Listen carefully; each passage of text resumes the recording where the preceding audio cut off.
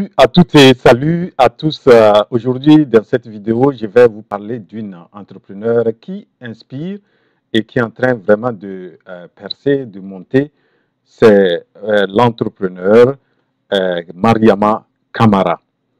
Et donc, je vais vous donner la biographie de Mariama Kamara et aussi les conseils qu'elle donne aux aspirants entrepreneurs. Et surtout, il y a certaines citations qu'elle fortes qu'elle a données que j'ai essayé de mettre tout ça ensemble qui peuvent vraiment inspirer et s'inspirer pour pouvoir réussir dans la vie et surtout dans la vie entrepreneuriale. Voilà, donc nous allons d'abord voir la biographie de Mariama Kamara. Mariama Kamara est d'origine guinéenne. Elle a vécu au Sénégal à l'âge très jeune, je crois quand elle avait 16 ans. Et elle est partie aux États-Unis, à New York, je crois en 2001. Et lorsqu'elle disait qu'elle est arrivée à New York avec quelque chose de $100, soit l'équivalent de quelque chose de 55 000 francs CFA.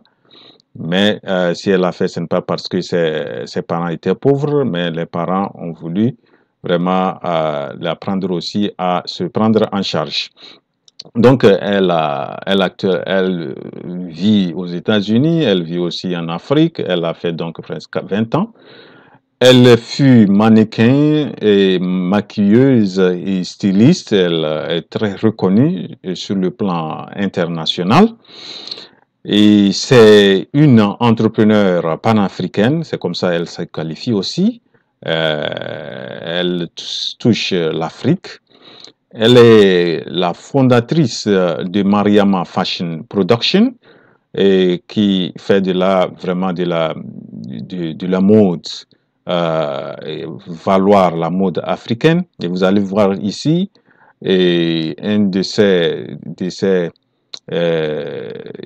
design que l'ancienne première dame Michelle Obama porte ici. Donc ça a été vraiment publié beaucoup et ça a permis aussi de la lancer.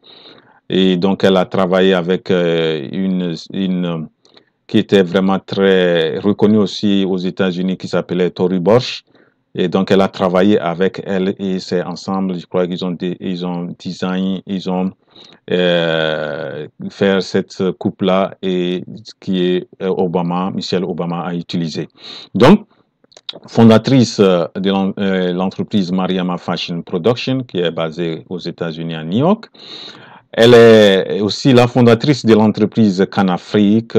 Canafrique, c'est vraiment quelque chose de nouveau qu'elle vient de lancer en Afrique et qui a actuellement son siège en Côte d'Ivoire, à Abidjan. Et c'est une boutique qui est beaucoup plus tourne autour du naturel. Vous allez voir que les choses dans sa boutique, c'est vert, c'est le naturel, c'est l'utilisation du beurre de karité et du beurre de cacao pour faire les produits cosmétiques. Il y a dans sa boutique Canafrique, il y a les produits alimentaires naturels, bio, et aussi il y a les trucs de textile, un café aussi servi à base du café ivoirien. Donc voilà, et donc aussi fondatrice d'une entreprise qui est en train de percer. Elle a lancé ça en pleine Covid en 2020, juillet 2020, mais elle dit que c'est l'une de ses entreprises rentables. Donc en moins d'un an, l'entreprise déjà est rentable selon elle. Voilà, donc c'est vraiment très touchant ou bien inspirant. Voilà, donc elle est aussi la créatrice et propriétaire de la marque qui s'appelle Mariama Kamara. Donc c'est une marque qui porte son nom et elle est dans l'humanitaire. Elle, elle est cofondatrice de l'ONG qui s'appelle There is no limit, qui a été créée en 2008 avec sa sœur qui s'appelle Aïchata. Et elles interviennent dans plusieurs programmes tels que l'éducation, la santé, l'entrepreneuriat féminin et surtout au niveau des jeunes. Elle a vraiment une passion pour l'émancipation et l'autonomisation des femmes et surtout aussi la promotion de la jeune fille. Selon elle, elle a réalisé son American Dream, c'est-à-dire son rêve américain, et aujourd'hui, elle est en train de vivre son rêve africain qui est African Dream. Et ce qu'il faut savoir pour toutes les entreprises qu'elle a créées, selon elle, toutes ces entreprises n'ont été financées que sur fonds propres. Elle n'a pris de l'argent de nulle part. Voilà, donc c'est vraiment une spécificité et qu'il faut aussi vraiment relever, qui est très capitale lorsqu'on veut lancer dans les entreprises et on les crée avec les fonds propres, vraiment, c'est bien. Et elle est aussi l'avocate du concept Made in Africa by African. Donc, vous allez voir qu'en African, vous rentrez dans cette boutique, vous allez voir les signes qui montrent Made in Africa by African, c'est-à-dire fait en Afrique et par les Africains. Donc, voici donc la biographie déjà de façon brève de Mariama Kamara. Et si vous la suivez beaucoup, vous pouvez vraiment retenir beaucoup de citations, beaucoup de choses intéressantes qui permettent de pouvoir aussi s'analyser, s'étudier et pouvoir aussi s'inspirer pour vivre aussi une vie épanouie. Voilà, donc j'ai essayé de mettre ensemble quelques-unes de ces citations que je trouve très fortes et je vais donc leur donner une à une. Elle dit qu'un être humain doit avancer chaque année et avancer non seulement seul, mais avec la communauté. Ici, elle veut montrer qu'il faut évoluer. Il ne faut pas rester dans la même statique que chaque temps qu'il a, à chaque moment, il faut évoluer, il faut évoluer. Et lorsque vous évoluez, vous ne devrez pas évoluer seul, il faut évoluer avec la communauté, avec ceux qui vous entourent. Voilà, donc c'est une citation pour moi, une citation forte que nous aussi, nous pouvons aussi s'inspirer. Une autre citation, c'est qu'elle dit « Une entreprise qui fait de l'argent seule est un business pauvre et un business qui pense à sa communauté est un business riche. » Vous savez, il ne faut pas réussir seul, il faut réussir avec les autres. Et lorsque vous avez ça, c'est là qu'on qualifie vous avez réussi. Voilà, donc c'est encore une fois cette citation qui confirme cette thèse. Une autre citation de Mariama Kamara, elle dit que c'est le pauvre qui fait toujours de bonnes choses, mais c'est lui qui n'en profite pas. C'est-à-dire lorsque on lui a demandé pourquoi elle a installé dans sa boutique qu'en Afrique, dans un quartier presque pauvre, à Abidjan, elle a expliqué vraiment, elle veut montrer que même ce qui est beau peut être aussi quelque chose qui peut être accessible aussi aux pauvres. Donc, dans sa boutique, tout le monde peut se retrouver riche et pauvre. Voilà, donc aussi une citation très forte qu'on doit aussi beaucoup s'inspirer. Une autre citation, c'est qu'elle dit « Dans la vie, tout le monde réussit par rapport à quelqu'un et il faut être reconnaissant. » Vous savez, d'abord, la réussite de nous tous dépend toujours de Dieu. Et aussi, après Dieu, il y a d'autres personnes qui peuvent vous accompagner, peuvent vous assister dans votre réussite. Et lorsque vous réussissez, il faut être reconnaissant. Pour elle, elle doit aussi une de sa réussite à Dieu, mais aussi à certaines personnes et surtout celle qui était vraiment, qui l'a beaucoup marqué, qui a beaucoup aidé, c'est Tory Burch que j'ai mentionné déjà et elle lui est reconnaissante. Sa citation aussi, elle dit que tout ce qu'on doit faire doit avoir de la valeur, un sens. Vous savez, donc, tout ce que nous voulons faire dans la vie, il faut vraiment penser quelle valeur ça apporte. Est-ce que ça a un sens? Lorsque vous avez ça, vous allez voir que vous aurez une vie épanouie. Une autre citation de Mariam Kamara, elle dit, l'enfant prend beaucoup de la maison où il a grandi. C'est une citation, pour moi, une citation française. La question qu'on lui a posée était que pourquoi elle a les pieds sur terre, malgré que son truc qu'elle a fait et ça a été porté par Michelle Obama. Après le succès, tout ce que ça a apporté, son nom qui est sorti un peu partout, mais elle est restée elle-même. Et c'est comme ça, elle a vraiment dit que vraiment, dans la vie, c'est ça. Elle a reçu une éducation. Et l'éducation qu'elle a reçue, c'est ça qui se répercute partout dans ses actions, etc. Donc, c'est pour dire aussi que nous devons beaucoup bien éduquer nos enfants. Lorsque ces enfants reçoivent une bonne éducation, ils vont vraiment avoir une bonne manière ou des bonnes manières de vivre et être vraiment avoir une vie épanouie.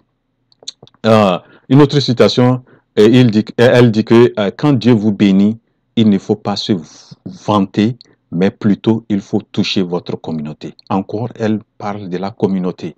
Donc, lorsque vous êtes béni, vous ne devrez pas vous montrer, vous devrez voir ce que vous avez comme bénédiction de Dieu, ce que ça touche aussi votre communauté, votre environnement. Une autre citation, elle dit que Dieu est le cadeau et le donneur de cadeaux. Elle vient encore pour dire que si vous gagnez, si vous êtes béni, c'est Dieu qui vous a béni. Et lorsqu'il est venu, vraiment, il faut être reconnaissant, il faut poser ses pieds à terre, il ne faut pas être vantard. Donc, parce que Dieu, il vous donne, il peut prendre à n'importe quel moment. Donc, et si c'est comme ça, pourquoi vous devrez vous être comme vous dépassez Dieu, vous montrer comme c'est vous qui êtes roi. Donc, c'est très intéressant aussi de pouvoir mettre ça dans la tête. L'une de ces aussi citations, c'est qu'elle dit, les gens ne sont pas obligés de t'aimer, mais ils vont te respecter par la manière d'accomplir ou de faire les choses. C'est elle était vraiment dépressée. Et lorsqu'elle est dans sa dépression, elle voulait d'assistance. Et une des mentors, son mentor, qui était une noire américaine, lui a donné ces conseils-là. N'écoute pas, cherche à réussir dans ta vie. Et les gens vont voir après ce que vous avez fait et ce que vous faites. Voilà, donc, et c'est ce qu'elle a pris ça au sérieux et elle a foncé, travaillé dur. Et aujourd'hui, elle est vraiment une femme qui inspire et qui est en train vraiment d'apporter un impact un grand impact en Afrique. Une des autres situations, c'est qu'elle dit, ce n'est pas parler qui compte, ce sont les résultats qui sont importants. Vous savez, lorsque vous voulez faire quelque chose, n'essayez pas de parler trop, c'est qu'il faut montrer aux gens les résultats. Et lorsque vous avez les résultats, c'est ça qui va vraiment vous déterminer, qui va dire que celui-là, il est comme ça et ceci ou cela. Voilà. Donc, une autre citation, elle dit que chaque obstacle est une opportunité. Nous devons nous savoir que surtout quand on est dans l'entrepreneuriat ou dans la vie, lorsque vous rencontrez des obstacles, pensez qu'il y a une opportunité qui est derrière. Donc, ne vous laissez pas. Et l'obstacle, il faut trouver toujours des moyens pour contourner. Et c'est ce qu'elle a dit. Elle a toujours le moyen pour contourner ces obstacles. Et si aujourd'hui, elle a réussi, c'est parce qu'elle a su pouvoir transformer ces challenges, ces obstacles en des opportunités et ça l'a permis de réaliser son African Dream, son American Dream et aussi aujourd'hui elle est en train de penser, de travailler sur son African Dream. La dernière citation, c'est qu'on lui a posé qu'est-ce qu'elle voit, où elle voit l'Afrique d'ici dans l'avenir. Et pour elle, elle donne des conseils à tout Africain. Doit prendre cette situation très sérieuse, très sérieux. Et elle dit ceci, l'Africain qui ne commence pas à investir maintenant en Afrique va vraiment le regretter dans 10 ans. Et surtout, ça touche beaucoup de la diaspora. Ceux qui sont de la diaspora doivent beaucoup réfléchir sur cette citation. Nous devrons beaucoup investir parce qu'il y a d'autres qui sont de l'Afrique, qui ne sont pas de l'Afrique, qui ont déjà compris, qui investissent vraiment massivement en Afrique. Nous devrons nous réveiller. Et j'ai pensé, dans une de mes vidéos, j'ai parlé du rêve africain. On doit commencer par se préparer à réaliser aussi notre rêve africain en investissant, en entreprenant en Afrique.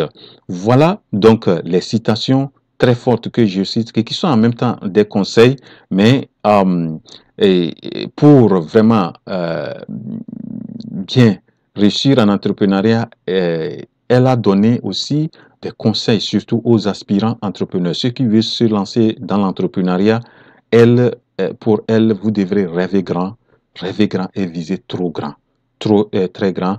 Vous devrez vous dire que c'est le ciel qui est la limite. Donc, il faut aller, il faut foncer, rêver et grand. Deuxièmement, elle dit que croyez en vous-même et ne laissez pas décourager, et ne vous laissez pas décourager ou intimider par les autres quand vous partagez votre vision. Lorsque vous avez une vision, vous devrez la croire. Vous devrez avoir vraiment une passion à ça.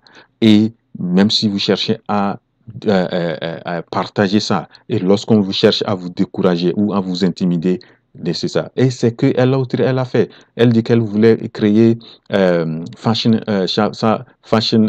Mariama Fashion Production. Les gens lui ont dit que ce n'est pas possible, elle ne pouvait pas le faire. Elle a dit, elle va foncer, elle a foncé, et aujourd'hui, la compagnie est très reconnue aux États-Unis même. Voilà, et l'un des conseils aussi, elle dit, restez unique en vous-même. Ne cherchez pas à vous faire plaire. Vous avez des caractéristiques, vous avez des qualités qui sont propres à vous-même. Chaque personne est unique. Et restez vous-même. Ne cherchez pas à vous faire euh, euh, comme les autres. Vous avez des spécificités et faire valoir ça. Et surtout en entrepreneuriat, ne cherchez pas à vous plaire ou bien à faire copier les autres. Si vous avez quelque chose, essayez de faire ça et vous allez voir, les choses vont bien marcher. Le quatrième conseil, elle dit, investissez dans les projets qui peuvent aussi faire évoluer votre entourage, la communauté. Vous voyez, elle toujours mentionne l'entourage, l'environnement, la communauté. Donc, c'est très sérieux aussi de pouvoir, quand on veut vraiment réussir en entrepreneuriat, il faut penser ceux qui sont avec vous. Et elle, ce qu'elle a fait, vous allez voir qu'elle travaille avec les artisans africains.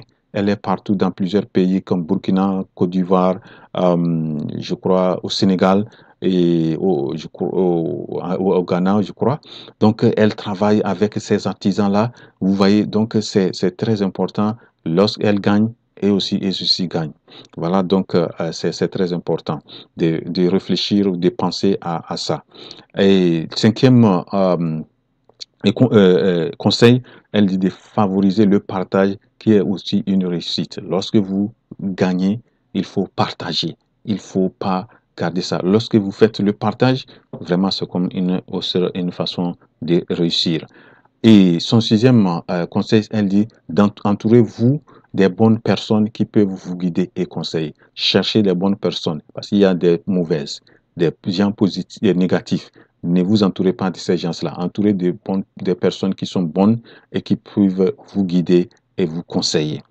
Le septième conseil, elle dit travailler dur. Travailler dur. Et l'autre, c'est le travail qui l'a aussi lancé aujourd'hui. Elle a dit elle est bosseuse, elle travaille. Et lorsque vous faites ça, vous travaillez sur ce que vous avez, de votre passion, rien ne va vous détourner pour avoir votre succès.